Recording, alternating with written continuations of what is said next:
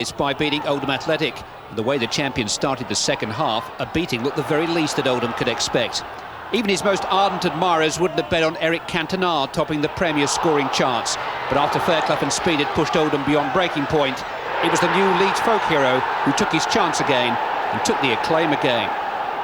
Few teams chase a game with quite as much gusto as Oldham, and Gary McAllister just strolled through their deserted lines to tee up Cantona's second with a quarter of an hour to go. Just picked his moment to pick off his 9th goal in 7 games. Joe Rawls says Eric's going to be a real sensation. Looks like we're going to hear plenty more ooh-ah from the Leeds fans. But Cantona will no doubt be hearing from the Leeds manager on the occasions when the raw pace of English football catches up with him. Neil Poynton launched an unlikely Oldham comeback. Ian Olney, a summer signing from Aston Villa, making his home debut for the club and marking it with 2 dramatic late goals. The second was so late it was difficult to recall where the 3 minutes of stoppage time had come from, but there was no stopping Olney from turning in Jobson's header.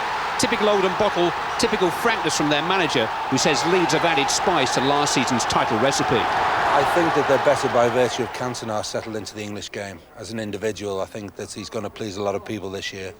Very dangerous, quick, knows where the goal is, obviously. But Wallace too looks to have settled in now. They're very resolute.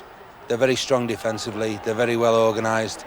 I think that they're going to take a lot of beating, but it's becoming more apparent now that the big boys, having had a bad start, are flexing their muscles.